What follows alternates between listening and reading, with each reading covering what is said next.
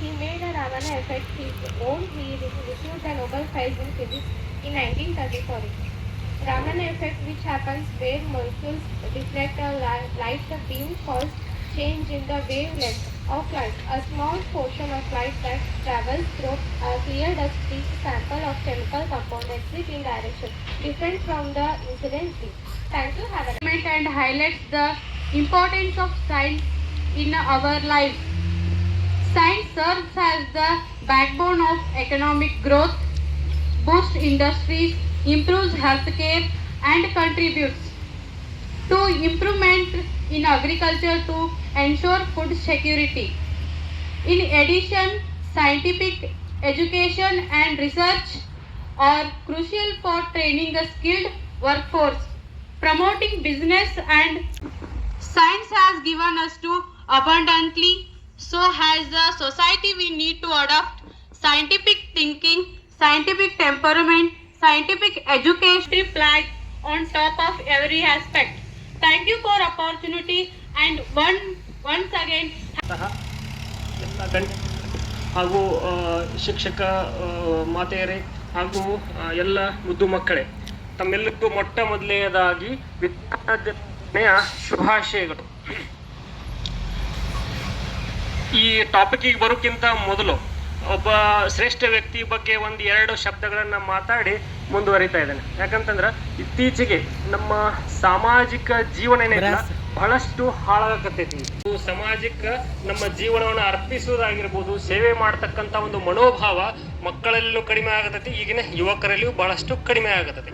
ಅದನ್ನ ಜಾಗೃತಗೊಳಿಸುವ ಸಲುವಾಗಿ ನಮ್ಮ ಎದುರಿಗಿರುವಂತಹ ವ್ಯಕ್ತಿಯ ಬಗ್ಗೆ ನಾವು ತಿಳ್ಕೊಂಡ್ರೆ ಬಹಳಷ್ಟು ಒಳ್ಳೇದಾಗ್ತದೆ. ಅದರಲ್ಲಿ ವಿಶೇಷವಾದಂಥ ವ್ಯಕ್ತಿಗಳನ್ನ ಹುಡುಕಕತ್ರ ಅವರು ಒಬ್ರು ಲೀಡರ್ ಏನ್ ಮಾಡ್ತಾರ, ಆ ಕಾರ್ಯಕ್ಷೇತ್ರಕ್ಕೆ ಬಂದು ತಾವೇ ಮೊದಲ ಕೆಲಸ ಮಾಡಕ್ ಪ್ರಾರಂಭ ಮಾಡಿ ತನ್ನ ಜೊತೆಗಿದ್ದಂತಹ ಎಲ್ಲ ಸಹೋದ್ಯೋಗಿಗಳನ್ನ ಕರ್ಕೊಂಡು ಹೋಗ್ತಾರೆ. ಆ ದೃಷ್ಟಿಯಲ್ಲಿ ಅವರೊಬ್ಬ ನಮ್ಮೂರಿನ ಲೀಡರ್ ಅಂತ ಹೇಳ್ಬೋದು. ಇದನ್ನು ಮಕ್ಕಳ ಮುಂದೆ ಯಾಕೆ ಹೇಳಾಕತ್ತೀವಿ ಅಂತಂದ್ರ, ಮಕ್ಕಳಲ್ಲಿಯೂ ಸಹಿತ ಲೀಡರ್ಶಿಪ್ ಕ್ವಾಲಿಟಿ ಬೆಳಿಬೇಕು. ವೈಯಕ್ತಿಕ ಒಂದು ಸಾಧನೆಯನ್ನ ಮಾಡುವುದರ ಜೊತೆಗೆ ಸಮಾಜವನ್ನ ಮುಂದೆ ಕೊಂಡೊಯ್ಯತಕ್ಕಂಥ ಒಂದು ಕೆಲಸವನ್ನ ಮಾಡಬೇಕು. ಈಗ ಯಾರದಾರ ಶ್ರೀಮಂತರ ಮನೆಯಲ್ಲಿ ಕೆಲಸ ಇದ್ರ ಅಥವಾ ಶ್ರೀಮಂತರ ಮನೆಗೆ ಯಾರು ತೀರ್ಕೊಂಡ್ರೆ ಇಡೀ ಊರ್ ಮಂದಿ ಬಂದು ನಿಲ್ತಾರ. ಕರೆ ಬಡವ್ರ ಮನೆಯಲ್ಲಿ ಯಾರೋ ಅವ್ರಿಗೆ ದಿಕ್ಕಿಲ್ಲ ಅನ್ನುವಂತಹ ಮನೆಯವರು ಯಾರು ತೀರ್ಕೊಂಡ್ರ ಅಲ್ಲಿ ಕಾರ್ಯಕ್ರಮದಲ್ಲಿ ಯಾರು ಬರಂಗಿಲ್ಲ. ಹೊರಡಪ್ಪ ಅವನಂತ ಒಬ್ಬ ನಗಣ್ಯ ವ್ಯಕ್ತಿ ಇದನಂತ ಅಂತ ವ್ಯಕ್ತಿ ಮನೆಯಲ್ಲಿ ಸಹಿತ ಹೋಗಿ ನಿಂತು ತಮ್ಮ ಸ್ವಂತ ಕಾರ್ಯಗಳನ್ನ ಬಿಟ್ಟು ಅವರ ಕಾರ್ಯ ಮುಂದೆ ಸಾಗುವಂತಹ ಒಂದು ವ್ಯವಸ್ಥೆಯನ್ನು ಏನ್ ಮಾಡ್ತಾರಲ್ಲ, ಅಂತಹ ಮಾನವೀಯ ಹೃದಯ ಇದ್ದಂತಹ ವ್ಯಕ್ತಿಗಳು ನಮ್ಮ ವಿಶೇಷತೆ ಏನಪ್ಪಾ ಅಂತಂದ್ರ ನಮ್ಮ ಎದುರಿಗೆ ನಮ್ಮ ಜೊತೆ ಅವ್ರು ಇದಾರಪ್ಪ ಅಂತ ಹೇಳಲಿಕ್ಕೆ ನಾವು ಬಹಳಷ್ಟು ಹೆಮ್ಮೆ ಆಗ್ತದೆ. ಅದಕ್ಕೆ ಅವರ ಜೀವನದ ಮೌಲ್ಯಗಳನ್ನ ನಾವು ಬಹಳಷ್ಟು ಅಳವಡಿಸಿಕೊಳ್ಬೇಕಾಗಿರ್ತಕ್ಕಂಥದ್ದು ನಮ್ಮ ಎಲ್ಲರ ಆದ್ಯ ಕರ್ತವ್ಯ. ಈಗ ವಿಜ್ಞಾನ ವಿಜ್ಞಾನ ಅಂತಂದ್ರೆ ಏನು ಅಂತಂದ್ರೆ ಕಾರ್ಯಕಾರಣ ಸಿದ್ಧಾಂತ, ವಸ್ತುನಿಷ್ಠ ಅಧ್ಯಯನ, ಕಾರ್ಯಕಾರಣ ಪರಿಣಾಮಗಳೇನು ಅನ್ನುವಂಥದ್ದನ್ನ ವಸ್ತುನಿಷ್ಠವಾಗಿ ಸೂಕ್ಷ್ಮವಾಗಿ ಅಧ್ಯಯನ ಮಾಡತಕ್ಕಂಥದ್ದು ವಿಜ್ಞಾನ. ಆಮೇಲೆ ಅದೇ ಕಾರ್ಯಕಾರಣ ಸಿದ್ಧಾಂತ ಹೇಳ್ತೀವಿ. ಮತ್ತು ಒಂದು ವಸ್ತುವಿನಲ್ಲಿರ್ತಕ್ಕಂತಹ ಮೈನರ್ ಪಾರ್ಟಿಕಲ್ಸ್ ಯಾವುವು, ಅವುಗಳ ಕನ್ಫಿಗರೇಷನ್ ಯಾವ ರೀತಿ ಐತಿ, ಇದ ವಸ್ತುವಿನಲ್ಲಿ ಹಿಂಗ ಯಾಕದಾವ, ಹಿಂಗ ಪ್ರಶ್ನೆಗಳನ್ನ ಎತ್ತಿಕೊಂಡು ಅದನ್ನ ಅಧ್ಯಯನ ಗೀತೆಯಲ್ಲೂ ಸಹಿತ ಜ್ಞಾನ ವಿಜ್ಞಾನ ಯೋಗ ಅಂತ ಹೇಳ ಬರ್ತೈತಿ. ಅನ್ಫಾರ್ಚುನೇಟ್ಲಿ ಏನಾಗಿತ್ತು ಅಂತಂದ್ರ, ಭಾರತೀಯರು ನಂಬಿದ್ದೆಲ್ಲ ಮೂಢನಂಬಿಕೆ, ವಿದೇಶಿಯಿಂದ ಬಂದದ್ದೆಲ್ಲ ವಿಜ್ಞಾನ ಅನ್ನುವಂತಹ ಒಂದು ಭಾವನೆಯನ್ನ ಬ್ರಿಟಿಷರು ನಮ್ಮ ದೇಶ ಬಿಟ್ಟು ಹೋಗೋಕ್ಕಿಂತ ಮೊದಲು ನಮ್ಮಲ್ಲಿ ತಲೆಯಾಗಿ ತುಂಬ ಹೋಗ್ಬಿಟ್ಟಿದ್ದಾರೆ. ಯಾಕೆ ವಿಜ್ಞಾನ ದಿವಸ ಇದನ್ನು ಮಾತಾಡಕತ್ತೀನಿ ಅಂತಂದ್ರೆ, ಭಾರತ ದೇಶದಲ್ಲಿರ್ತಕ್ಕಂತಹ ಪ್ರತಿಯೊಂದು ಆಚರಣೆ, ಪ್ರತಿಯೊಂದು ಜೀವನ ಶೈಲಿಯೂ ಸಹಿತ ವಿಜ್ಞಾನದ ಮೇಲೆ ನಿಂತಿರ್ತಕ್ಕಂಥದ್ದು. ನಾವು ಊಟ ಮಾಡ್ತಕ್ಕಂಥ ಆಹಾರದಿಂದ ಹಿಡ್ಕೊಂಡು ನಾವು ಆಚರಿಸ್ತಕ್ಕಂಥ ಹಬ್ಬಗಳು ಸಹಿತ ಎಲ್ಲವೂ ವಿಜ್ಞಾನದ ಮೇಲೆ ನಿಂತಿರ್ತಕ್ಕಂಥದ್ದು, ಎಲ್ಲವೂ ಪ್ರಕೃತಿಗೆ ಅನುಗುಣವಾಗಿ ನಿಂತಿರ್ತಕ್ಕಂಥದ್ದು. ಅದಕ್ಕೆ ಆಹಾರಗಳು, ಸಂಕ್ರಮಣದಲ್ಲಿ ಉಪಯೋಗ ಮಾಡ್ತಕ್ಕಂತಹ ಸಿಹಿ ಪದಾರ್ಥಗಳು ಅವು ಬೇರೆನೆ ಇರ್ತವೆ. ನೆಕ್ಸ್ಟ್ ಇನ್ನ ಮಹಾಶಿವರಾತ್ರಿ ಬಂತು. ಮಹಾಶಿವರಾತ್ರಿ ದಿವಸ ನಾವು ಉಪಯೋಗ ಮಾಡ್ತಕ್ಕಂತಹ ಸಿಹಿ ಪದಾರ್ಥಗಳು, ಆಹಾರ ಪದ್ಧತಿಗಳು ಬೇರೆ. ಈಗಿನ ಋತುವಿಗೆ ಅನುಗುಣವಾಗಿ, ವಸಂತ ಮಾಸದ ಅನುಗುಣವಾಗಿ, ಈಗ ಶರೀರದಲ್ಲಿ ಆಗ್ತಕ್ಕಂತಹ ಬದಲಾವಣೆಗಳ ಅನುಗುಣವಾಗಿ, ಈಗ ಪ್ರಕೃತಿಯಲ್ಲಿ ಬೆಳೆಯತಕ್ಕಂತಹ ಬೆಳೆಗಳ ಅನುಗುಣವಾಗಿ ನಮ್ಮ ಆಹಾರ ಪದ್ಧತಿ ನಿರ್ಧಾರ ಆಗ್ತಾ ಇತ್ತು. ಆಮೇಲೆ ನೆಕ್ಸ್ಟ್ ಇನ್ನ ಯುಗಾದಿ ಬರ್ತದೆ, ಹೋಳಿ ಹುಣ್ಣಿಮೆ ಆದ್ಮೇಲೆ ಯುಗಾದಿ ಬರ್ತದೆ. ನೆಕ್ಸ್ಟ್ ಹಿಂಗ ಕಾರ ಹುಣ್ಣಿಮೆ, ಪ್ರತಿಯೊಂದು ಹಬ್ಬಕ್ಕೆ ಅದರ ಆಹಾರ ಪದ್ಧತಿ ನಿರ್ಧಾರ ಆಗ್ತಾ ಇತ್ತು. ಆಗ ಅದರ ಸಲುವಾಗಿ ಆಗಿನ ನಮ್ಮ ಹಿರಿಯರು ಬಹಳಷ್ಟು ಸದೃಢವಾಗಿದ್ರು. 100 ವರ್ಷ ಅನಾಯಾಸವಾಗಿ ಸುಖ ಜೀವನವನ್ನ ಮಾಡ್ತಾ ಇದ್ರು. ಮೊದಲ 60-70 ವರ್ಷಕ್ಕೆ ಸತ್ರನೂ ಸಹಿತ ಬಹಳ ಹರಿದಾವಿದ್ರಿ ಸತ್ತ ಅಂತ ಅನ್ನುವಂತ ಭಾವನೆ ಅಂತ ಮಾತುಗಳು ಬರ್ತಾ ಇದ್ವು. ಇವತ್ತಿಗೆ 60 ನಾವು ಮುಟ್ಟಿವಪ್ಪ ಅಂತಂದ್ರೆ ದೊಡ್ಡ ಪುಣ್ಯ ಮಾಡಿವಿ ಅನ್ನಂಗ, 60 ವಯಸ್ಸು ನಾವು ಮುಟ್ಟಿವಪ್ಪ ಅಂತಂದ್ರ ಆಲ್ಮೋಸ್ಟ್ ಸೆಂಚುರಿ ಹೊಡೆದಂಗ. ಆ ರೀತಿ ಪರಿಸ್ಥಿತಿಗೆ ಈಗಿನ ಪರಿಸ್ಥಿತಿ. ನಮ್ಗೆ ಸ್ಕೂಲ್ ಹುಡುಗರಿಗೆ ಬೇರೆ ಒಂದು ಯಾವ್ದಾರು ನೀವು ಕಾರ್ಯಕ್ರಮಕ್ಕೆ ತಗೋರಿ ಅನ್ನುವಂತ ಮಾತಾಡಿದ್ರು. ಅವಾಗ ಏನ್ ಚರ್ಚೆ ಮಾಡಿದಂತಂದ್ರ, ಎಲ್ಲಕ್ಕಿಂತ ಮುಖ್ಯವಾಗಿ ಆಹಾರ ಪದ್ಧತಿ ಬಗ್ಗೆ ಮಕ್ಕಳಿಗೆ ಹೇಳುವಂಥದ್ದು, ಪರಿಸರ ಬಗ್ಗೆ ಮಕ್ಕಳಿಗೆ ಹೇಳುವಂಥದ್ದು ಬಹಳ ಮುಖ್ಯ ಐತ್ರಿ ಮಾಮ ಅಂತ ಹೇಳ್ತಿದ್ವಿ. ಇದನ್ನು ಬಹಳಷ್ಟು ಸ್ಕೂಲ್ಗಳೊಳಗೆ ನಾವು ಅಂಗಡಿ ಮಾಡಿವಿ. ನಿಮ್ಮ ಶಾಲೆ ಈ ಜೂನ್ಗೆ ಪ್ಲಾನ್ ಮಾಡಿದ್ವಿ ಅಷ್ಟು ನೋಡದ ಮಾಮಾರು ಹೇಳಿದ್ರು. ಜೂನ್ಗೆ ವಿಶ್ವ ಪರಿಸರ ದಿನಾಚರಣೆಯನ್ನ ವಿಶೇಷವಾಗಿ ನಿಮ್ಮ ಶಾಲೆಯಲ್ಲಿ ಮಾಡೋ ಸಲುವಾಗಿ ಈಗಾಗಲೇ ನಾವು ತಯಾರಿಯನ್ನ ಮಾಡಲಿಕ್ಕೆ ಪ್ರಾರಂಭ ಮಾಡಿದ್ದೇವೆ. ಅದನ್ನ ಜೂನ್ 6ಕ್ಕೆ ನಿಮ್ಗೆ ಅದ್ರ ವಿಶೇಷತೆ ಬಗ್ಗೆ ನಾವು ಹೇಳೋಣ. ಅದಕ್ಕೆ ಮಕ್ಕಳ ಆರೋಗ್ಯ ಮಟ್ಟ ಎಷ್ಟು ಹಾಳಾಗೈತಪ್ಪ ಅಂತಂದ್ರ ಅದು ನಮ್ಮ ನಿರೀಕ್ಷೆಗೆ ಮೀರಿ ಹೋಗ್ಯದ. ಮೊನ್ನೆ ಒಂದು ಮಗು ಬಂದಿದ್ದೆ, 5 ವರ್ಷದ ಮಗು, ಲಿವರ್ ಕ್ಯಾನ್ಸರ್ ಆಗಿ ಬಹುಶಃ ತಂದೆ ತಾಯಿಗೆ, ಅದು ಬಹಳ ದಿವಸದ ಮೇಲೆ ಹುಟ್ಟಿರ್ತಕ್ಕಂಥ ಮಗು. ಇದು ನಮ್ಮ ಸಮಾಜದಲ್ಲಿ ಈಗಿರ್ತಕ್ಕಂತಹ ಆರೋಗ್ಯ ಮಟ್ಟದ ಒಂದು ಗಂಭೀರ ಪರಿಸ್ಥಿತಿ ಅನಾವರಣ. ಅದಕ್ಕೆ ವಿಜ್ಞಾನ ಅಂತಂದ್ರೆ ಏನು, ಎಲ್ಲೋ ಹೊರಗಿಂದ ಬಂದೈತಲ್ಲ, ನಮ್ಮ ಜೀವನ ಶೈಲಿ, ನಮ್ಮ ಹಿರಿಯರು ಹಾಕಿಕೊಂಡಿರ್ತಕ್ಕಂತಹ ಜೀವನ ಶೈಲಿ, ಆಹಾರ ಪದ್ಧತಿಗಿಂತ ಮಿಗಿಲಾದ ವಿಜ್ಞಾನ ಮತ್ತೊಂದು ಇಲ್ಲ. ಒಂದು ಸಣ್ಣ ಉದಾಹರಣೆ ನಿಮ್ಗೆ ಹೇಳಿಕ್ಕೆ ಇಚ್ಛೆ ಪಡ್ತಾ ಇದ್ದೀನಿ. ಈಗ ಅರಳಿ ಮರ ಸುತ್ತುದಂತರ ಗೊತ್ತೈತಿ. ಯಾವ್ದಾರ ಈಗ ಮಕ್ಕಳಾಗಲಾರಂತಹ ಮಹಿಳೆಯರು, ಇಲ್ಲಿ ಬಹಳಷ್ಟು ಶಿಕ್ಷಕಿಯರು, ಗುರುಮಾತೆಯರು ಅನ್ನುವಂತಹ ಒಂದು ವಿಚಾರದಿಂದ ಈ ಮಾತು ಹೇಳಕತ್ತೀನಿ ನಾನು. ಅರಳಿ ಮರ ಸುತ್ತ ಹಾಕುದು ಅಂತ ಹೇಳಿ ಕೇಳಿರ್ಬೋದು, ಮಕ್ಕಳಾಗದೇ ಇರುವಂತವ್ರು. ನಾವು ಯಾರ ವಿಜ್ಞಾನಕ್ಕೆ ಸಂಬಂಧಪಟ್ಟವರು ಮೂಢನಂಬಿಕೆ, ನಮ್ಮ ಮಂದಿನೆಲ್ಲ ಮೂಢನಂಬಿಕೆಗೆ ದೂರಾಕತ್ತಾರ ಅಂತ ಹೇಳ್ತಾರೆ. ನಾನು ವೈಯಕ್ತಿಕವಾಗಿ ಅಧ್ಯಯನ ಮಾಡಿದ್ದು ಸುಮಾರು 50-60 ಮಹಿಳೆಯರ ಮೇಲೆ ಅಧ್ಯಯನ ಮಾಡಿರ್ತಕ್ಕಂಥ ಒಂದು ವಿಚಾರವನ್ನು ಹೇಳ್ತೇನೆ. ಗರ್ಭಾಶಯದಲ್ಲಿ ಗಂಟಾಗಿರ್ತಕ್ಕಂಥದ್ದು, ಮಾಸಿಕ ಅಂದ್ರೆ ಪೀರಿಯಡ್ಸ್, ಅವು ಸಿಕ್ಕಾಪಟ್ಟೆ ಡಿಸ್ಟರ್ಬ್ ಆಗಿರ್ತಕ್ಕಂಥದ್ದು, ಗರ್ಭಾಶಯ ಭಾವ ಬಂದಿರತಕ್ಕಂಥ ಅದೆಷ್ಟೋ ಮಹಿಳೆಯರ ಮೇಲೆ ನಾವೊಂದು ಪ್ರಯೋಗ ಮಾಡಿವಿ. ಅರಳಿ ಮರ ಅಂತಂದ್ರೆ ಅಶ್ವತ್ಥ ಮರ. ಆ ಅಶ್ವತ್ಥ ಮರದ ಎಲೆಗಳನ್ನ, ಅದರ ಕಷಾಯವನ್ನ ದಿನಂಪ್ರತಿ ಬೆಳಗ್ಗೆ ಮತ್ತು ಸಾಯಂಕಾಲ ಖಾಲಿ ಹೊಟ್ಟೆಯಲ್ಲಿ ತೆಗೆದುಕೊಂಡು ನಾವು ಪರೀಕ್ಷೆ ಮಾಡಿದ್ದೀವಿ. ಸುಮಾರು 1 ವರ್ಷದಿಂದ ಪೀರಿಯಡ್ಸ್ ಆಗಲಾರಂತಹ ಮಹಿಳೆಯರಿಗೆ ಕೇವಲ 5 ದಿವಸವಾಗಿ ಅವರ ಮಾಸಿಕ ಧರ್ಮ ಪ್ರಾರಂಭ ಆಗಿರ್ತಕ್ಕಂಥ ಸಾಕಷ್ಟು ಉದಾಹರಣೆಗಳು ನಮ್ಮ ಮುಂದದಾವ. ಅಂತಂದ್ರೆ ನಮ್ಮ ಹಿರಿಯರು ಆಚರಣೆಗಳನ್ನ ಅದನ್ನ ಧಾರ್ಮಿಕ ಜೊತೆ ಯಾಕೆ ಜೋಡಿಸಿದ್ರಪ್ಪ ಅಂತಂದ್ರ, ನಮ್ಮ ಜನರು ಒಂದು ಭಯಭಕ್ತಿಯಿಂದಲಾದ್ರೂ ಸಹಿತ ಅದನ್ನ ಪಾಲಿಸಲಿ ಅನ್ನುವಂತಹ ಒಂದು ಉದ್ದೇಶಕ್ಕೆ ಅದನ್ನ ಮಾಡಿದ್ರು. ಮತ್ತಿನ್ನೊಂದು ನಮ್ಮ ಇದ್ರಾಗ ಹೇಳ್ತಾರೆ, ಬೆಳಿಗ್ಗೆ ಬೇಗ ಹೇಳ್ಬೇಕು ಅಂತಂದ್ರೆ ಬ್ರಾಹ್ಮಿ ಮೂರ್ತಿಯ ಉತ್ತಿಷ್ಟೇ ಜೀರ್ಣಾಜೀರ್ಣ ನಿರೂಪಯತ್ ಅಂತ ಹೇಳಿ, ಬ್ರಾಹ್ಮಿ ಮುಹೂರ್ತದಿಂದ ನಾವು ಬೆಳಿಗ್ಗೆ ಬೇಗ ಏಳುವುದರಿಂದ ನಮ್ಗೆಲ್ಲ ಗೊತ್ತಿರೋ ವಾತಾವರಣದಲ್ಲಿ ಆಕ್ಸಿಜನ್ ಪ್ರಮಾಣ ಬಹಳಷ್ಟು ಪರಿಶುದ್ಧವಾಗಿರುವಂತದ್ದು ಮತ್ತು ಬಹಳಷ್ಟು ಹೆಚ್ಚಿನ ಪ್ರಮಾಣದಲ್ಲಿರುವಂತದ್ದು. ಅದು ನಮ್ಮ ಮೆದುಳಿಗಾಗಿ ಶಕ್ತಿಯನ್ನ ಕೊಡುವಂಥದ್ದು, ಚೈತನ್ಯವನ್ನ ಕೊಡುವಂಥದ್ದನ್ನ ಮಾಡಬೇಕು. ಅದಕ್ಕೆ ಬ್ರಾಹ್ಮಿ ಮುಹೂರ್ತದಲ್ಲಿ ಹೇಳುವಂಥದ್ದು ಬಹಳಷ್ಟು ಒಳ್ಳೆಯದು. ಅದಕ್ಕೆ ತಕ್ಕಂಗನ ನಮ್ಮ ಧಾರ್ಮಿಕ ಆಚರಣೆಗಳನ್ನು ಸಹಿತ ಜೋಡಿಸಿದ್ರು. ಯಾಕಂತಂದ್ರೆ ಬ್ರಾಹ್ಮಿ ಮುಹೂರ್ತದಲ್ಲಿ ಹೇಳುವುದ್ರ ಮುಖಾಂತರ ಜನರ, ಮಕ್ಕಳ, ಮಹಿಳೆಯರ, ವಿಶೇಷವಾಗಿ ಮಹಿಳೆಯರ ಆರೋಗ್ಯ ಸುಧಾರಿಸಲಿ ಅನ್ನುವಂತ ಒಂದು ಉದ್ದೇಶಕ್ಕೆ ಅದನ್ನ ಮಾಡಿದ್ರು. ಅದಕ್ಕೆ ಅದರ ಸಾಧಿಸಬೇಕಾಗಿದ್ರ ಅದನ್ನ ಅಧ್ಯಯನ ಮಾಡುವ ಪೂರ್ವದಲ್ಲಿ ಭಾರತೀಯ ವೇದಾಂತವನ್ನ ಅಧ್ಯಯನ ಮಾಡಬೇಕು. ಒಂದು 2-3 ಉದಾಹರಣೆ ಕೊಟ್ಟು ನಿಮ್ಗೆ ಹೇಳ್ತಾ ಇದ್ದಾರೆ. 2015ರಲ್ಲಿ ಫಿಸಿಕ್ಸ್ ಫಿಸಿಕ್ಸ್ ಭೌತಶಾಸ್ತ್ರದಲ್ಲಿ ಒಂದು ನೊಬೆಲ್ ಪ್ರೈಸ್ ಬಂತು, ಹಿಗ್ಸ್ ಬೋಸನ್ ಥಿಯರಿ ಅಂತ ಹೇಳಿ. ಏನ್ ಹಿಗ್ಸ್ ಬೋಸನ್ ಥಿಯರಿ ಅಂತ ದೊಡ್ಡ ವಿಚಾರ ನಮ್ಗೆ ಯಾಕೆ ಆಗತ್ರಿ ಮಕ್ಕಳಿಗೆ ಅನ್ಬೋದು ನೀವು, ಬಟ್ ಬಹಳ ಅರ್ಥಗರ್ಭಿತವಾಗಿದೆ. ಹಿಗ್ಸ್ ಬೋಸನ್ ಥಿಯರಿ ಏನ್ ಮಾಡ್ತು ಅಂತಂದ್ರ ಒಂದು ಕಣ, ಎಲ್ಲ ವಸ್ತುಗಳಿರ್ತಕ್ಕಂಥ ಕಣ, ಅದನ್ನ ಸೆಪರೇಟ್ ಮಾಡ್ಕೊಂತ ಹೋಗಿ ಅತ್ಯಂತ ಮೈನ್ಯೂಟ್ ಪಾರ್ಟಿಕಲ್, ಅತ್ಯಂತ ಸೂಕ್ಷ್ಮ ಕಣ ಯಾವ್ದೈತಿ ಅಂತ ಅಧ್ಯಯನ ಮಾಡಾಕತ್ತೀವಿ. ಬಹಳಷ್ಟು ಅಧ್ಯಯನ ಮಾಡಿದ ಮೇಲೆ ಅವರಿಗೆ ಕಂಡು ಬಂದಂತಹ ಒಂದು ಸಣ್ಣ ಕಣ ಅನ್ಬೋದು ಅಥವಾ ಒಂದು ಸಿಸ್ಟಮ್ ಅನ್ಬೋದು, ಅದು ಕಾಣುತ್ತೆ. ಅದ್ರ ಬಗ್ಗೆ ಅವ್ರು ಎಕ್ಸ್ಪ್ಲೇಷನ್ ಕೊಡ್ತಾರೆ. ಬೇಕಾದ್ರೆ ಯಾರಿಗಾರ ಡೌಟ್ ಹೇಳಿದ ಡೌಟ್ ಇತ್ತಂದ್ರೆ HIGS ಥಿಯರಿ ಅಂತ ಹೊಡಿರಿ, ಗೊತ್ತಾಗ್ತೈತೆ ನಮ್ಗೆ ಇದ್ರೊಳಗ ಹಿಗ್ಸ್ ಬೋಸನ್ ಥಿಯರಿ. ಅವ್ರು ಎಕ್ಸ್ಪ್ಲೇನ್ ಮಾಡ್ತಾರೆ what are the characteristics of God's particle ಅಂತ ಹೇಳ್ತಾರೆ. ಅದಕ್ಕೆ ಯಾವುದೇ ರೂಪ ಇಲ್ಲ, ಕಲರ್ ಇಲ್ಲ. ಆಮೇಲೆ ಅದು ಏನ್ ಮಾಡ್ತೈತಪ್ಪ ಅಂತಂದ್ರೆ ಉಳಿದ ಎಲ್ಲ ಜೀವಕಣಗಳಿಗೆ ಶಕ್ತಿಯನ್ನ ಕೊಡುವಂಥದ್ದು, ಉಳಿದ ಎಲ್ಲ ಜೀವಕಣಗಳಿಗೆ ಶಕ್ತಿಯನ್ನ ಕೊಡುವಂಥದ್ದು. ಇದನ್ನ ಯಾವಾಗ ಹೇಳಿದ್ರು? 2015ರಲ್ಲಿ ಹೇಳಿದ್ರು. ಉಪನಿಷತ್ತಿನಲ್ಲಿ ಸೇಮ್ ವರ್ಡ್ಸ್ ಸುಮಾರು 10,000 ವರ್ಷಗಳಿಂದ ಹೇಳ್ಬಿಟ್ಟಿದಾರ. ಏಕೋ ದೇವಾಹ ಸರ್ವಭೂತೇಷು ಗೂಢಃ ಕರ್ಮಾಧ್ಯಕ್ಷ ಸರ್ವಭೂತಿಯ ಭೂತಾದಿವಾಸ ಸಾಕ್ಷಿ ಚೇತೋ ಕೇವಲ ನಿರ್ಗುಣಶ್ಚ. ಸಾಕ್ಷಿ ಚೇತೋ ಕೇವಲ ನಿರ್ಗುಣಶ್ಚ. ಏಕೋ ದೇವಾಹ ಸರ್ವಭೂತೇಷು ಗೂಢಃ. ಒಂದೇ ಒಂದು ಕಣ, ದೇವಕಣ ಎಲ್ಲ ಭೂತಗಳಲ್ಲಿ, ಎಲ್ಲ ವಸ್ತುಗಳಲ್ಲಿ ಇರ್ತೈತಿ. ಏಕೋ ದೇವಾಹ ಸರ್ವಭೂತೇಷು ಗೂಢ, ಸರ್ವವ್ಯಾಪಿ, ಎಲ್ಲ ಕಡೆ ಐತಿ. ಸರ್ವಭೂತಾಂತರಾತ್ಮ, ಬಹಳ ಇಂಪಾರ್ಟೆಂಟ್ ವರ್ಡ್ ಇದು. ಸರ್ವಭೂತಾಂತರಾತ್ಮ, centre point of all particles, centre point of all particles it is residing. ಸರ್ವಭೂತಾಂತರಾತ್ಮ ಕರ್ಮಾಧ್ಯಕ್ಷ, ಎಲ್ಲ ಪಾರ್ಟಿಕಲ್ಸ್ ಗಳ ಕೆಲಸಗಳನ್ನ ಕಂಟ್ರೋಲ್ ಮಾಡುವಂತದ್ದು. ಚೇತೋ ಸಾಕ್ಷಿಭೂತವಾಗಿ ನಿಲ್ತದೆ. ಅವತ್ತನ್ನೇನೋ ಡಿಸ್ಟರ್ಬ್ ಮಾಡಂಗಿಲ್ಲ, ಜಸ್ಟ್ ಅವ್ರನ್ನ ನೋಡ್ಕೋತ ನಿಲ್ತೈತಿ. ಸಾಕ್ಷಿ ಚೇತೋ ಕೇವಲ ನಿರ್ಗುಣಶ್ಚ. ನಿರ್ಗುಣ ಅಂತಂದ್ರ ಅದಕ್ಕೆ ಕಲರ್ ಇಲ್ಲ, ರೂಪ ಇಲ್ಲ, ರಸ ಇಲ್ಲ, ಗಂಧ ಇಲ್ಲ. ಈಗ ಹೇಳ್ರಿ, 2015 ಹೇಳಿದ್ದು ನೊಬೆಲ್ ಪ್ರೈಸ್ ಬಂತು.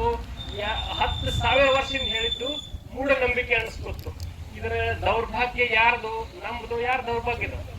ನಮ್ದೇ ದೌರ್ಭಾಗ್ಯ. ಯಾಕಂತಂದ್ರ ನಾವು ಮಾಡರ್ನ್ ಸೈನ್ಸ್ ಅನ್ನ ಎಷ್ಟು ನಂಬಿಕೆಯಿಂದ ಓದ್ತೀವಿ ಅಷ್ಟು ನಮ್ಮ ವೇದಾಂತವನ್ನ ಓದುವುದಿಲ್ಲ. ಅದಕ್ಕೆ ಮೂಢನಂಬಿಕೆ ಅನ್ನುವಂತ ಒಂದು ಹೆಸರನ್ನ ಕೊಟ್ಟು ಬಿಡ್ತೀವಿ. ಇನ್ನೊಂದು 2012ರಲ್ಲಿ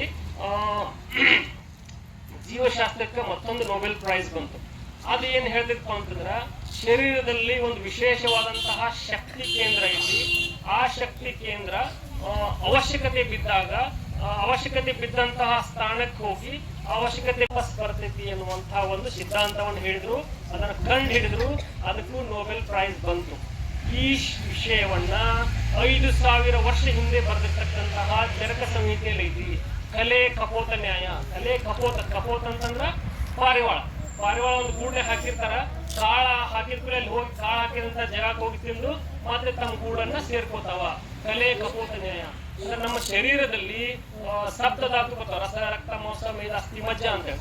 ಈ ಸಪ್ತಧಾತುಗಳ ಪೋಷಣೆ ಯಾವ ರೀತಿ ಆಗ್ತೈತೆ ಅನ್ನುವಂತ ಎಕ್ಸ್ಪ್ಲೇಷನ್ ಅವಾಗ ಕೊಟ್ಟಿದ್ರು ನಮ್ಗೆ. ಈ ನಾವು ತಿನ್ನಂತ ಆಹಾರ ಯಾವ ರೀತಿ ನಮ್ಮ ದೇಹವನ್ನ ಪೋಷಣೆ ಮಾಡ್ತದೆ ಅನ್ನುವಂತ ಎಕ್ಸ್ಪ್ಲೇನ್ ಮಾಡುವ ಸಲುವಾಗಿ ಬಂದಂತದ್ದು ಕಲೆ ಕಪೋತ. ಇವಾಗ ವಿಜ್ಞಾನಿಗಳು ಕಂಡು ಹಿಡಿದ ಮೇಲೆ ಅವರಿಗೆ ನೊಬೆಲ್ ಪ್ರೈಸ್ ಅನ್ನ ಕೊಟ್ಟರು. ಈ ರೀತಿಯಾಗಿ ನಮ್ಮ ವೇದಾಂತವನ್ನ, ನಮ್ಮ ಆಯುರ್ವೇದವನ್ನ, ನಮ್ಮ ಸಂಗೀತ ಶಾಸ್ತ್ರವನ್ನ ನಾವು ಅಧ್ಯಯನ ಮಾಡಿದ್ರ ನಮ್ಮ ದೇಶಕ್ಕೆ ಲಕ್ಷ ನೊಬೆಲ್ ಪ್ರೈಸ್ ಕೊಟ್ಟರು ಸಹಿತ ಕಡಿಮೆ. ನೊಬೆಲ್ ಪ್ರೈಸ್ ನಮ್ಮ ದೇಶದಲ್ಲಿರ್ತಕ್ಕಂತಹ ಜ್ಞಾನಕ್ಕೆ ನೊಬೆಲ್ ಪ್ರೈಸ್ ಸಮಾನ ಅಲ್ಲ. ನೊಬೆಲ್ ಪ್ರೈಸ್ ಒಂದು ಬಹಳ ತುಚ್ಛ ಅನಿಸ್ಬಿಡುತ್ತೆ ಅದ್ರ ಮೇಲೆ. ಅದ್ರ ಮುಂದೆ ಅದಕ್ಕೆ ವಿಜ್ಞಾನ ಅಂತಂದ್ರ ಮತ್ತೆ ಇನ್ನೊಂದು ಕನ್ಫ್ಯೂಷನ್ ಮಾಡ್ಕೊಂಡ್ವಿ ನಾವು, ವಿಜ್ಞಾನ ಮತ್ತು ತಂತ್ರಜ್ಞಾನ. ಈಗ ನಮ್ಮ ಕೈಯಾಗ ಮೊಬೈಲ್ ಐತಿ, ಅದು ತಂತ್ರಜ್ಞಾನ. ಅದರಲ್ಲಿ ಬರ್ತಕ್ಕಂಥ ಇಂಟರ್ನೆಟ್ ಏನೈತೆ ಅದು ವಿಜ್ಞಾನದ ಕೊಡುಗೆ.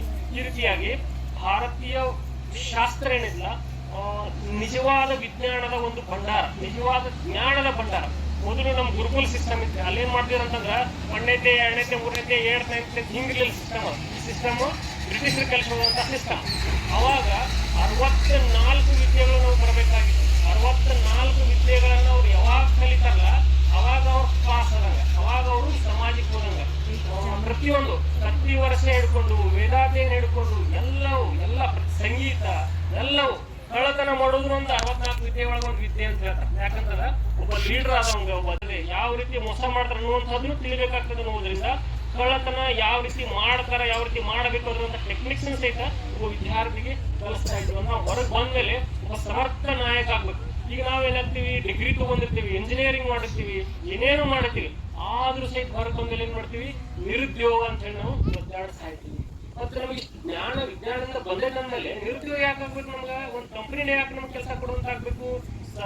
ಪ್ರಕೃತಿಯಲ್ಲಿರ್ತಕ್ಕಂತಹ ವಿಷಯಗಳ ಮೇಲೆ ಆಗಿರ್ಬೋದು, ಅಥವಾ ನಾವು ಬೇರೆ ನಮ್ಮ ಜ್ಞಾನವನ್ನು ಉಪಯೋಗ ಮಾಡ್ಕೊಂಡು ನಾವು ಉದ್ಯೋಗವಂತರ ಯಾಕೆ ಆಗ್ಬಾರ್ದು ಅನ್ನೋಂಥದ್ದು ವಿಚಾರ ಮಾಡಿದ್ರೆ, ಈಗ ವಿಜ್ಞಾನ ಹೆಸರಿನಲ್ಲಿ ಆಗಿರ್ಬೋದು, ಮಾಡರ್ನ್ ಎಜುಕೇಶನ್ ಹೆಸರಿನಲ್ಲಿ ಆಗಿರ್ಬೋದು, ನಮಗೆ ಕೊಡ್ತಾ ಇರ್ತಕ್ಕಂಥದ್ದೇನು, ನಾವು ಕಾರ್ಕೂನರ ಆಗ್ಲಿಕ್ಕೆ ಪಡ್ತಾ ಇದ್ದಾರೆ. ಅದಕ್ಕೆ ವಿಜ್ಞಾನ ದಿನವನ್ನ ನಾವು ಆಚರಣೆ ಮಾಡುವಂತ ಒಂದು ಸಂದರ್ಭದಲ್ಲಿ ಭಾರತದ ಕೊಡುಗೆ ವಿಜ್ಞಾನಕ್ಕೆ ಏನೈತಿ ಅಂತೇಳಿ ನಾವು ತಿಳಿದುಕೊಂಡ್ರ ಇಂಥ ಒಂದು ಉತ್ಸಾಹ ನಮ್ಮಲ್ಲಿ ಬರ್ತಿಲ್ಲ. ನಮ್ಮ ಬಗ್ಗೆ ಭಾರತೀಯರಾಗಿದ್ದರ ಬಗ್ಗೆ ನಮ್ಗೆ ಬಹಳಷ್ಟು ಹೆಮ್ಮೆ ಆಗ್ತಕ್ಕಂಥದ್ದು. ಆಮೇಲೆ ನಮ್ಮಲ್ಲಿ ಯೋಗಶಾಸ್ತ್ರಕ್ಕೆ ಸಮನಾದಂತಹ ಒಂದು ವಿಜ್ಞಾನ ಜಗತ್ತಿನಲ್ಲಿ ಯಾವುದಿಲ್ಲ ಅಂತ ಹೇಳ್ಬೋದು. ಆಮೇಲೆ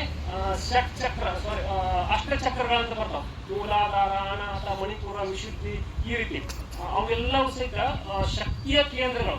ಅವುಗಳನ್ನ ನಾವು ಜಾಗೃತ ಮಾಡಿದೀವಪ್ಪ ಅಂತಂದ್ರೆ ಅನಾರೋಗ್ಯದ ಸ್ಥಿತಿಗೆ ನಾವು ಹೋಗಕ್ಕೆ ಸಾಧ್ಯ ಇಲ್ಲ.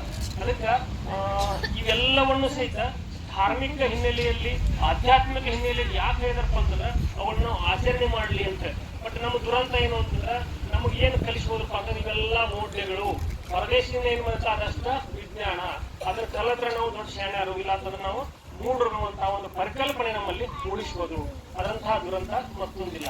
ಆಮೇಲೆ ಇನ್ನೊಂದು, ನಾವು ವಿಜ್ಞಾನದ ಒಂದು ಸ್ಪಷ್ಟ ಚಿತ್ರಣವನ್ನು ನಾವು ನೋಡ್ಬೇಕಂತಂದ್ರೆ ಒಂದು ಆಯುರ್ವೇದ ಒಂದು ಲೈನ್ ಬರುತ್ತೆ, ನಾನೌಷಧಿಗಳು ಕುಚಿತಷ್ಟೇ ಜಗತಿ ಅಂತಂದ್ರೆ ಜಗತ್ತಿನಲ್ಲಿರ್ತಕ್ಕಂತಹ ಯಾವುದೇ ದ್ರವ್ಯಗಳು ಔಷಧಿ ಗುಣ ಇಲ್ಲದೇ ಇಲ್ಲ ಅಂತ. ಅದರರ್ಥ ಪ್ರತಿಯೊಂದು ಸಸ್ಯಗಳಲ್ಲಿ, ಪ್ರತಿಯೊಂದು ಜೀವರಾಶಿಗಳಲ್ಲಿ, ಪ್ರತಿಯೊಂದು ವಸ್ತುವಿನಲ್ಲಿ ಸಹಿತ ಒಂದು ಔಷಧವನ್ನು ನಾವು ಅಧ್ಯಯನ ಮಾಡಿದೀವಿ, ಅಥವಾ ಸಸ್ಯಗಳ ಬಗ್ಗೆ ನಾವು ತಿಳ್ಕೊಂಡಿವಿ, ಪರಿಸರ ಬಗ್ಗೆ ನಾವು ತಿಳ್ಕೊಂಡಿವಿ ಅಂತಂದ್ರೆ ನಾವು ರೋಗಗ್ರಸ್ತ ಆಗಲಿಕ್ಕೆ ಸಾಧ್ಯ ಇಲ್ಲ.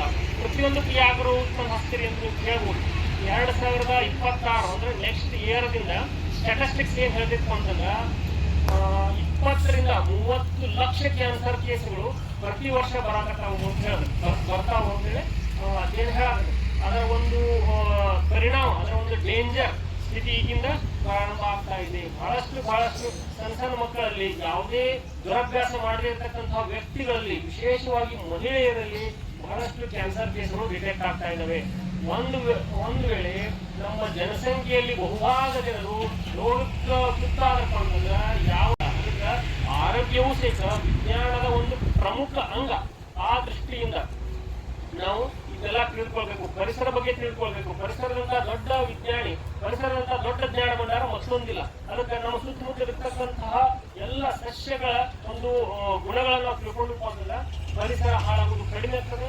ಪರಿಸರ ಹಾಳಾಗೋದು ಕಮ್ಮಿ ಆಗ್ತದೆ ಅಂತಂದ್ರೆ ಬರ್ತಕ್ಕಂಥ ರೋಗಗಳು ಸಹಿತ ಕಡಿಮೆ ಆಗ್ತಾವ. ಇಲ್ಲಿ ಸ್ಟೇಜ್ ಮೇಲೆ ನೀರ್ ಹಾಕಕ್ ಇಟ್ಟಿರಲ್ಲ, ಇದಕ್ಕೆ ಪಾಷಾಣ ಭೇದ ಅಂತ ಕರೀತಾರ. ಕಿಡ್ನಿಗೆ ಸಂಬಂಧಪಟ್ಟಂತಹ ಯಾವುದೇ ಕಾಯಿಲೆಯನ್ನು ಅನಾಯಾಸವಾಗಿ ಕಡಿಮೆ ಮಾಡ್ತಕ್ಕಂಥದ್ದು. ಆಮೇಲೆ ಕಿಡ್ನಿಯಲ್ಲಿ ಹರಳಾಗಿರ್ತಕ್ಕಂಥ ರೂಪಾಯಿ ಬೇಕಾಗ್ತಕ್ಕಂಥ ಕ್ಯೂರ್ ಮಾಡ್ಲಿಕ್ಕೆ, ಸ್ಟೋನ್ ಬ್ಲಾಸ್ಟ್ ಮಾಡ್ಲಿಕ್ಕೆ ಆಗಿರ್ಬೋದು, ಟ್ರೀಟ್ಮೆಂಟ್ ಆಗಿರ್ಬೋದು, ಲಕ್ಷಾಂತರ ರೂಪಾಯಿ ಹಣವನ್ನ ಕೇಳ್ತಕ್ಕಂಥದ್ದು. ಈ ಎಲೆಯನ್ನ ನೀವು ದಿವಸ ಒಂದು 2 ಎಲೆಯನ್ನು ದಿವಸ ತಿಂದ್ರಪ್ಪ ಅಂತಂದ್ರೆ ಎಷ್ಟೇ ದೊಡ್ಡದಾದಂತ ಕಿಡ್ನಿ ಸ್ಟೋನ್ ಇದ್ದು ಕರಗಿದಂತ ಉದಾಹರಣೆಗಳು ಕಳೆದ 18 ವರ್ಷಗಳಲ್ಲಿ ನಾವು ನೋಡ್ತಾ ಬಂದಿದ್ದೇವೆ. ಆಮೇಲೆ ಯಾಕೆ ಭಾರತೀಯ ವೇದಾಂತವನ್ನ, ಭಾರತೀಯ ಶಾಸ್ತ್ರವನ್ನ ನಾವು ಬಹಳಷ್ಟು ಮೆಚ್ಕೋತೀವಿ ಅಂತಂದ್ರ ನಮ್ಮ ಪ್ರಾಕ್ಟೀಸ್ ನಲ್ಲಿ ನಾವು ನೋಡ್ತಾ ಇದ್ದೇವೆ, ವಿಜ್ಞಾನಕ್ಕೆ ಸವಾಲಾದಂತಹ, ಡಯಾಗ್ನೋಸ್ ಮಾಡ್ಲಿಕ್ಕೂ ಅಸಾಧ್ಯವಾದಂತಹ ಎಷ್ಟೋ ರೋಗಗಳು, ದೊಡ್ಡ ತಂತ್ರಜ್ಞಾನಗಳದಾವ, MRI ಸ್ಕ್ಯಾನಿಂಗ್ ಐತಿ, ರಕ್ತ ತಪಾಸಣೆಗಳದಾವ. ಇಷ್ಟಿದ್ರು ಸಹಿತ ಡಯಾಗ್ನೋಸ್ಗೆ ಅಂದ್ರೆ ಏನಾಗೈತೆ ಅಂತ ತಿಳ್ಕೊಳಕ್ಕೆ ಸಾಧ್ಯವಾದಂತಹ ಎಷ್ಟೋ ರೋಗಗಳು ಕೇವಲ ನೀವು ಕಸ ಅಂತ ತಿಳ್ಕೊಂಡಿರ್ತಕ್ಕಂತಹ ಔಷಧಿ ದ್ರವ್ಯಗಳ ಮುಖಾಂತರ ಕಡಿಮೆ ಆದಂತಹ ಉದಾಹರಣೆಗಳು ಒಬ್ಬ ಸಾಮಾನ್ಯ ವ್ಯಕ್ತಿ ಆದಂತಹ ನನ್ನ ಮುಂದೆ ಸಾಕಷ್ಟು. ಇನ್ನ ದೇಶದ ತುಂಬಾ ಎಲ್ಲ ಹುಡ್ಕೊಂಡ್ ಹೋದ್ರ ಆಯುರ್ವೇದದಿಂದ ಗುಣಮುಖರಾದಂತಹ ವೈದ್ಯಕೀಯ ವಿಜ್ಞಾನಕ್ಕೆ, ಆಧುನಿಕ ಸೈನ್ಸ್ಗೆ ಸವಾಲಾದಂತಹ ಎಷ್ಟೋ ಒಂದು ಉದಾಹರಣೆಗಳನ್ನ ನಾವು ಇಲ್ಲಿ ನೋಡ್ಬೋದು. ಅದಕ್ಕೆ ಏನ್ ಹೇಳಕ್ ಪ್ರಯತ್ನ ಪಡ್ತಾ ಇದ್ದೀನಿ ನಿಮ್ಗೆ ಯಾವ ವಿಷಯವನ್ನು ಮುಗಿಸ್ಲಿಕ್ಕೆ ಪ್ರಯತ್ನ ಪಡ್ತಾ ಇದ್ದೀನಿ ಅಂತಂದ್ರ ನೀವು ಓದ್ತಿರ್ತಕ್ಕಂಥ ವಿಜ್ಞಾನವನ್ನ ಓದ್ರಿ, ಅದಕ್ಕೆ ಏನೂ ತಪ್ಪಿಲ್ಲ. ಆದರೆ ಅದರ ಜೊತೆಗೆ ಅಥವಾ ಅದಕ್ಕಿಂತ ಮೊದಲು ನಮ್ಮ ಒಂದು ಧರ್ಮದಲ್ಲಿರ್ತಕ್ಕಂಥದ್ದು ನಮ್ಮನ್ನ ನಿಧಾನವಾಗಿ ಆದರೂ ಸಹಿತ ಅಧ್ಯಯನ ಮಾಡ್ಲಿಕ್ಕೆ ಪ್ರಾರಂಭ ಮಾಡ್ರಿ. ಅವಾಗನ ನಿಮ್ಗ ಜಗತ್ತನ್ನ ನೋಡ್ತಕ್ಕಂತಹ ದೃಷ್ಟಿಕೋನ ಬದಲಾವಣೆ ಆಗ್ತದೆ. ಆಮೇಲೆ ಇಂಥ ಒಂದು ಅದ್ಭುತ ಸ್ಕೂಲ್ ನಲ್ಲಿ ಕಲ್ತಿರ್ತಕ್ಕಂಥದ್ದು ಸಹಿತ ಒಳ್ಳೇದಾಗ್ತದೆ. ನಾಳೆ ನಾವು ಹೊರಗೆ ಬಂದ್ಮೇಲೆ ನಾವು ಏನ್ ತಿಳ್ಕೊಂಡಿಪ್ಪ ಅಂತಂದ್ರೆ ದೊಡ್ಡ ಆಫೀಸರ್ ಆಗ್ಬೇಕು ಅಥವಾ ಒಬ್ಬ ಸೆಟಲ್ಮೆಂಟ್ ಅಂತ ಒಂದು ಶಬ್ದ ಬಹಳ ಡೇಂಜರ್. ಸೆಟಲ್ಮೆಂಟ್ ಅಂತಂದ್ರೆ ನಾವು ಒಬ್ಬರ ಹೋಗಿ ದೊಡ್ಡ ಪ್ರಮಾಣದಲ್ಲಿ ಬೆಳೆದು ಒಂದ್ ಕಡೆ ನಿಂತು ಬಿಡಬೇಕು ಅನ್ನುವಂಥದ್ದು. ಆ ಸೆಟಲ್ಮೆಂಟ್ ಏನಿದೆ ಅದು ಬಹಳಷ್ಟು ಡೇಂಜರ್ ಆದಂತ ಒಂದು ಶಬ್ದ. ಯಾಕಂತಂದ್ರೆ ನಾವು ಬೆಳೆಯುವುದ್ರ ಜೊತೆಗೆ ಸಮಾಜವನ್ನ ಮುಂದೆ ತೆಗೆದುಕೊಂಡು ಹೋಗ್ತಕ್ಕಂತಹ ಜವಾಬ್ದಾರಿ ನಮ್ದು. ಸೆಟಲ್ ಆಗ್ಬಾರ್ದು, ಅವರು ನಿರಂತರವಾಗಿ ಹರಿತಾ ಇರ್ಬೇಕು, ಬೆಳವಣಿಗೆ ಆಗ್ತಾ ಇರ್ಬೇಕು. ನಮ್ಮ ಜೊತೆ ನಿರ್ಗತಿಕರಾದಂಥವ್ರನ್ನ, ಆಮೇಲೆ ಮುಂದೆ ಬರ್ಲಿಕ್ಕೆ ಸಾಧ್ಯ ಆಗದೆ ಇರ್ತಕ್ಕಂಥವ್ರನ್ನ ಅವ್ರು ಮುಂದೆ ತಗೊಂತ ಹೋಗ್ಬೇಕು. ನಿಮ್ಮ ಒಂದು ಒಳ್ಳೆಯ ಸ್ಕೂಲಲ್ಲಿ ಕಲೆ ಆಗತ್ತೆ. ಈಗ ನಿಮ್ಮ ಮನೆಯ ಬಾಜುಕ ಯಾರಾದ್ರೂ ತಂದೆ ತಾಯಿಗೆ ಅವ್ರನ್ನ ಕಲ್ಸಕ್ ಸಾಧ್ಯ ಇರ್ಲಿಲ್ಲ, ಅವ್ರನ್ನ ಚಲೋ ಸ್ಕೂಲ್ಗೆ ಹತ್ತಕ್ ಸಾಧ್ಯ ಇರಲಿಲ್ಲ, ಅಂತ ಮಕ್ಕಳು ಯಾರಿದ್ರಪ್ಪ ಅಂತಂದ್ರ ನಿಮ್ಮ ಜೊತೆಗೆ ಅವ್ರನ್ನ ಕರ್ಕೊಂಡು ಅಧ್ಯಯನ ಮಾಡ್ತಕ್ಕಂಥದ್ದು ಅಥವಾ ನಿಮ್ಮ ಶಾಲೆಯಲ್ಲಿ ಹೇಳ್ತಕ್ಕಂತಹ ವಿಚಾರಗಳನ್ನ ಅವ್ರಿಗೆ ಹೇಳ್ಕೊಡುವಂತ ಒಂದು ಪರೋಪಕಾರಿ ಗುಣವನ್ನ ನೀವು ಈಗಿಂದನೇ ಬೆಳೆಸ್ಕೊಂಡ್ರಪ್ಪ ಅಂತಂದ್ರ ನಾಳೆ ನೀವೊಬ್ಬ ಸಮಾಜದ ಸದೃಢ ನಾಗರಿಕರಾಗ್ತೀರಿ, ಒಳ್ಳೆಯ ನಾಗರಿಕರಾಗ್ತೀರಿ. ತನ್ಮೂಲಕ ದೇಶವನ್ನ ಅತ್ಯುನ್ನತ ಮಟ್ಟಕ್ಕೆ ಕೊಂಡೊಯ್ತೀರಿ ಅಂತ ಹೇಳ್ಬೋದು. ಅದಕ್ಕೆ ನಾವು ಒಂದೇ ಬೆಳೆಯೋದಿಲ್ಲ, ನಮ್ಮ ಜೊತೆಗೆ ಎಲ್ಲರನ್ನೂ ಬೆಳೆಸ್ಬೇಕಾಗಿರ್ತಕ್ಕಂಥ ನಮ್ಮ ಧರ್ಮ. ಇನ್ನು ಸುತ್ತಮುತ್ತಲು ನೋಡಾಕತ್ರಿ ಗಿಡ ಮರಗಳು, ನಾವು ಒಂದ್ ಸ್ವಲ್ಪ ಬಿಸಿಲು ಆಗ್ಕಲೆ ಮತ್ತೆ ಗಿಡ ನೆರಳಿಕೊಂಡಿವಿ, ಇಲ್ಲಿ ಬಿಸಿಲು ಆಗ್ಕಲೆ ಒಳಗೆ ಈ ಟೈಪ್ ಆಗ ಬೆಂಕಿ ಬಿಸಿಲು ಸ್ಟಾರ್ಟ್ ಆಗೈತಿ. ಆ ಸಂದರ್ಭದಲ್ಲೂ ಸಹಿತ ಈ ಗಿಡಗಳು ಒಂದ್ ಇಂಚು ಒಳಗಾಡೋದು ಏನ್ ಮಾಡಿರ್ತಾವ, ಅಲ್ಲೇ ನಿಂತಿರ್ತಾವ. ಬಂದವರಿಗೆ ನೆರಳನ್ನ ಹರಿಸಿ ಬಂದವರಿಗೆ ನೆರಳನ್ನ ಕೊಡ್ತಾ ಇರ್ತಾವ. ಅದಕ್ಕೆ ಕಷ್ಟಗಳಿಗೆ ಹೆದರಲಾರಂತ ಗುಣನ ಯಾರಿಂದ ಕಲಿಬೇಕಾಗಿದ್ದಪ್ಪ ಅಂತಂದ್ರೆ ಗಿಡಗಳಿಂದ ಮಾತ್ರ ಕಲಿಬೇಕಾಗಿರ್ತಕ್ಕಂಥದ್ದು. ಅವು ಮಳಿ ಬರ್ಲಿ ಬಿಸಿಲು ಬರ್ಲಿ ಏನೇ ಬಂದ್ರು ಸಹಿತ ಅವಳ ಎದುರಿಸುವಂತ ಒಂದು ದೃಢ ಸಂಕಲ್ಪ ತಂದಿರ್ತಾವ. ಈ ದೃಢ ಸಂಕಲ್ಪವನ್ನ ನೀವು ಬೆಳೆಸ್ಕೊಂಡು ಈ ಒಂದು ಶಾಲೆಗೆ ಕಲಿಸಿರ್ತಕ್ಕಂಥ ಎಲ್ಲ ಗುರುಮಾತೆಯರಿಗೆ, ಇವಾಗ ಆಡಳಿತ ಮಂಡಳಿಯವರಿಗೆ, ಲೋಕಾಪುರಕ್ಕೆ, ಇಡೀ ರಾಜ್ಯಕ್ಕೆ ಒಂದು ಒಳ್ಳೆಯ ಹೆಸರನ್ನ ತಂದು ಕೊಡುವಂತವ್ರು ನೀವು ಆಗ್ಬೇಕು ಅನ್ನುವಂತ ಮಾತನ್ನು ಹೇಳ್ತಾ ಕೊನೆಗೆ ಒಂದು ಸಣ್ಣ ಘಟನೆಯನ್ನ ಹೇಳಿ ಮುಗಿಸು. ಕೆಲಸಗಳಿಂದ ನಾವು ಪ್ರೇರಣೆಗೊಂಡು ಸುಮಾರು 4 ವರ್ಷಗಳಿಂದ ಒಂದು ಕೆಲಸ ಮಾಡಾಕತ್ತೀವಿ ನಾವು. ಈ ಜಾತ್ರೆ ಸಂದರ್ಭ ಆಗಿರೋದ್ರಿಂದ ನಿಮ್ಗೆ ಹೇಳಿ ನಾನು ಮಾತು ಮುಗಿಸ್ತೇನೆ. ಇಲ್ಲಿ ನಮ್ಮ ಅಕ್ಕಿ ಸಾಮಾನು ಮಾರಕ್ ಬಂದಿರ್ತಾರಲ್ಲ ಮಕ್ಕಳು, ಬಹಳ ಬಡವರು ಇರ್ತಾರೆ ಪಾಪ. ಅವ್ರು ಒಂದೊಂದು 10 ರೂಪಾಯಿ ಬಲೂನ್ ಮಾರಕ ಇಡೀ ತಮ್ಮ ಫ್ಯಾಮಿಲಿ ಕರ್ಕೊಂಡ್ಬಂದು ಎಲ್ಲೋ ಒಂದ್ ಕಡೆ ಅಡಿಗೆ ಮಾಡಿ ಯಾವ ಒಂದು ನೀರು ತಗೊಂಡ್ಬಂದು ಅವನ ಕುಡುದು ಏನೇನೋ ಅವ್ರ ಕಷ್ಟ ಜೀವನ ಬಹಳ. ಬೇಕಾದ್ರೆ ಹೋಗಿ ನೋಡ್ರಿ, ಯಾರ ತಂದೆ ತಾಯಿನ ಕಾಡ್ತಿರ್ತಿರ್ಲ ಒಂದ್ಸಲ ಅವ್ರ ಜೀವನ ಶೈಲಿಯನ್ನು ನೋಡ್ಬರ್ರಿ. ಬರೀ ಲೈಟ್ ಹತ್ತಿದಾಗ ರಾತ್ರಿ ಹೋಗಿ ಅಂಗಡಿ ನೋಡೋದಲ್ಲ, ಬೆಳಗ್ಗೆ ಅಂಗಡಿ ಹಿಂದೆ ಸ್ವಲ್ಪ ಕಣ್ಣು ಹಾಸ್ಬೇಕು ಅವ್ರ ಜೀವನ ಶೈಲಿ, ಜೀವನ ಪರಿಸ್ಥಿತಿ ಹೆಂಗೈತಿ ಅಂತ ಮಕ್ಕಳು ನೋಡಿ ಒಂದ್ಸಲ ನಮ್ಗೆ ಬೇಜಾರಾಯ್ತು.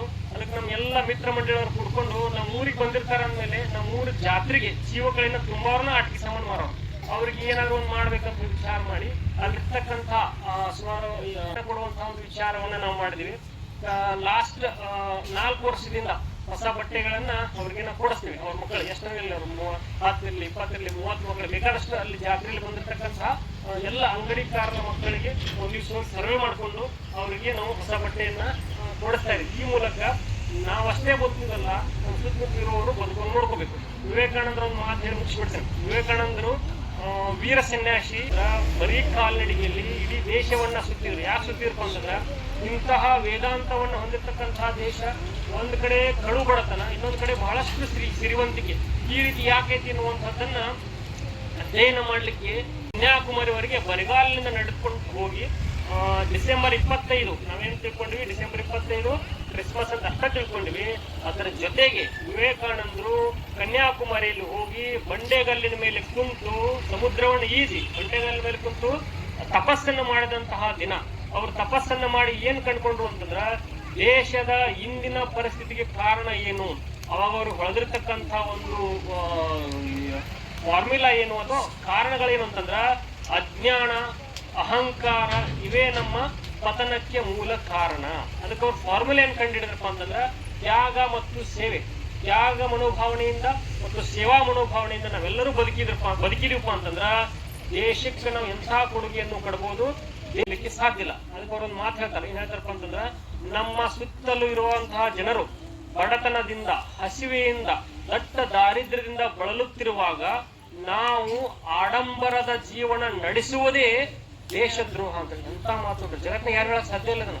ನಮ್ಮ ಸುತ್ತಮುತ್ತ ಇರುವವರೆಲ್ಲ ಬಡತನದಿಂದ ಹಸಿವಿನಿಂದ ಸಾಯಕತ್ತಾರಂದ್ರೆ ನಾವು ಹೊಸ ಅಂಗಿ ಹಾಕೊಂಡು ದೊಡ್ಡ ದೊಡ್ಡ ಕಾರ್ನಾಗ ಅಡ್ಡಾಡೋದು ಸಹಿತ ನಾವು ಮಾಡುವಂತ ಏನೇ ಆಗಿರ್ಲಿ ಹರ್ ಕರ್ಮ ಅಪನಾ ಕರಂಗಿ ಹೇ ವತನ್ ತೇರೇಲಿ ನಮ್ಮ ಎಲ್ಲಾ ಕೆಲಸವನ್ನ ದೇಶಕ್ಕಾಗಿನ ಮಾಡೋದ್ರ ಮುಖಾಂತರ ದೇಶದ ಅಭಿವೃದ್ಧಿಯಲ್ಲಿ ನಾವೆಲ್ಲರೂ ಒಂದು ಮಹತ್ವ ಕೊಡುಗೆಗಳನ್ನು ಕೊಡೋಣ ಅಂತ ಹೇಳ್ಕೊಂತ ನಿಮ್ಮ ಶಾಲೆಯಲ್ಲಿ ಇರ್ತಕ್ಕಂತಹ ವಿದ್ಯಾರ್ಥಿಯರು ನೀವೆಲ್ಲರೂ ನೊಬೆಲ್ ಪ್ರೈಸ್ ಪಡೆದುಕೊಳ್ಳುವಂತಹ ಮಟ್ಟಕ್ಕೆ ಬೆಳವಣಿಗೆ ಆಗಲಿ ಅಂತ ಹೇಳ್ತಾ ನನ್ನಲ್ಲಿ ಕರೆಸಿ ಸನ್ಮಾನ ಬೇರೆ ಮಾಡಿದ್ರು ಮಾಮಾರು. ಅದಕ್ಕೂ ಮತ್ತೆ ಕರೆಸಿ ಮಾತಾಡ್ಲಿಕ್ಕೆ ಅವಕಾಶ ಕೊಟ್ಟಿದ್ದಕ್ಕೂ ನಮ್ಮೆಲ್ಲರಿಗೂ ಸಹಿತ ಅನಂತ ವಂದನೆಗಳು ಅರ್ಪಿಸಿ We are studying in second standard. Body parts: head, eye, ear, nose, teeth, lips, tongue, hand, elbow, finger, ಇಲ್ಲಿ ನೋಡ್ರಿ stomach, arm, knee.